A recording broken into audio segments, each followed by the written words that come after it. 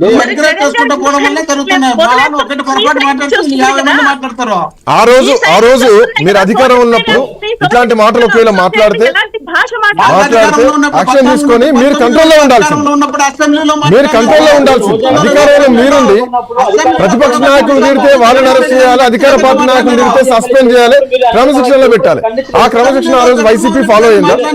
మీకు అది గుర్తుందో లేదో, అసెంబ్లీలో మాట్లాడినప్పుడు చంద్రబాబు నాయుడు గారు ముసిముసిలో నవ్వుకుంటూ బయటకు విన్నారు.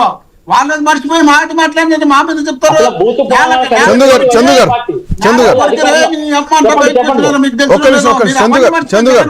గురించి మాట్లాడతారు. జగన్మోహన్ రెడ్డి గారు సభ్యత సంస్కారం సింపుల్ అర్థమవుతుంది. ఆ రోజు వాళ్ళు మాట్లాడారు, ఈ రోజు మేము మాట్లాడుతున్నాం. సో ఆ రోజు అధికారంలో వాళ్ళు ఉన్నారు, ఈ అధికారంలో మేము ఉన్నాం. ఈ నోటి దురుసులు మాత్రం తగ్గట్లేదు. ఒక్క నిమిషం మోహన్ రెడ్డి గారు 1 సెకండ్. చందు గారు ప్లీజ్. చెప్పండి. ఆ రోజు వాళ్ళు మాట్లాడారు, ఈ రోజు మేము మాట్లాడుతున్నాం. ఆ రోజు రోజా గారి విషయంలో తెలుగుదేశం పార్టీ నాయకులు మాట్లాడింది కరెక్ట్ అయితే, ఈ రోజు వేమిరెడ్డి ప్రశాంత్ రెడ్డి విషయంలో ప్రసన్న కుమార్ మాట్లాడింది కూడా కరెక్టే అని ఆయన ఒక స్టేట్మెంట్ ఇస్తున్నారు. ఇది కరెక్టా? ఎందుకంటే అధికార పార్టీలో ఉన్నప్పుడు వీళ్ళు ఏం చేస్తారు? అరెస్ట్ చేయాలి కదా. అంటే ఆ రోజు నిజంగా అనుచిత వ్యాఖ్యలు చేస్తుంటే ఆ రోజు పెందుర్తి ఎమ్మెల్యే, మాజీ ఎమ్మెల్యేని ఎందుకు అరెస్ట్ చేయలేదు? అధికార పార్టీలో ఉన్నారు కదా. ఈ రోజు అధికార పార్టీలో ఉన్న మహిళపై ఈ రోజు అనుచిత వ్యాఖ్యలు చేసి ఎంతవరకు కరెక్ట్ చెప్పండి? ఒక మహిళని లేకుండా కించపరుస్తూ అది మగతనం అంటారా?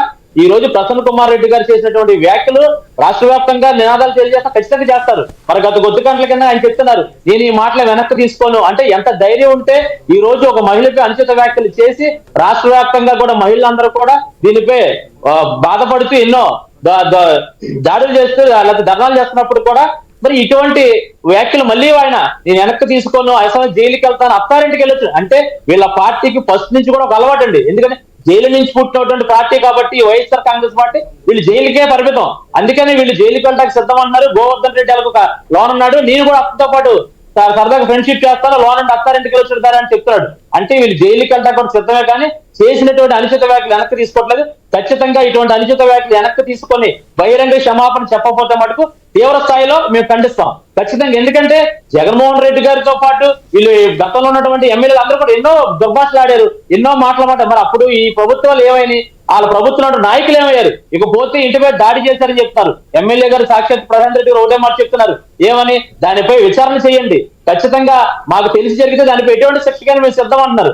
మరి గతంలో చూస్తే అమలాపురంలో దాడులు చేసుకుని మరి మంత్రి విశ్వరూపమైనటువంటి ఆయన సొంతంగా అతనింటిని ఆయనే తగలబెట్టుకొని, అది కూడా అధికారులు ఉన్నప్పుడు, ప్రతిపక్షంలో ఉన్నప్పుడు కాదండి, అధికారంలో ఉన్నప్పుడు అతనింటిని అతనే తగలబెట్టుకొని జనాలు దాడి చేశారని చెప్పని ప్రతిపక్షంలో టీడీపీ జనసేన నాయకులు దాడి చేశారని చెప్పి అనుచిత వ్యాఖ్యలు చేసి ఆ రోజు మోసపూరితమైన కేసులు పెట్టే విధంగా మరి ప్రజల్ని ఎంతో ఇబ్బంది పడదామని చూస్తే ఆఖరికి ఆ విషయం బట్టబయలైంది. మరి ఇటువంటి దాడి ఈయన కూడా చేసుకుని ఉండొచ్చు కదా.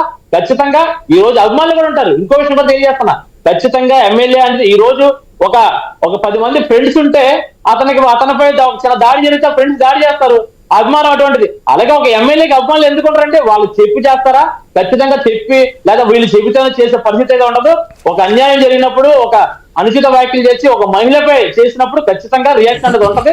ఆ రకమైన దాడులు చేయొచ్చు, లేదంటే కనుక వీళ్ళే సొంతంగా చేసుకోవచ్చు. ఎందుకంటే అధికారం కోల్పోయారు, ఏం చేయాలో తెలియట్లేదు. ఈ ప్రసన్న కుమార్ రెడ్డి మరి ఈరోజు చేస్తున్నాడు, మరి మంచి పిల్లలు నేనే చేస్తున్నాడు. మరి ఈయన మ్యారేజ్ బ్రోకర్ అని కూడా నేను మరోసారి అడుగుతున్నాను. మరి పెళ్లిళ్ళు బ్రోకర్ అయి ఉంటాడు ఈయన, పెళ్లి సంబంధాలు చూస్తానని చెప్పి ఈ రకంగా తెలియజేస్తున్నాడేమో అని కూడా ఒకసారి ఆయన మరొకసారి ఆయన కూడా దీన్ని అడుగుతున్నాం. ఖచ్చితంగా ప్రసన్న కుమార్ రెడ్డిపై ఈ యొక్క చర్యలు తీసుకోవాలి.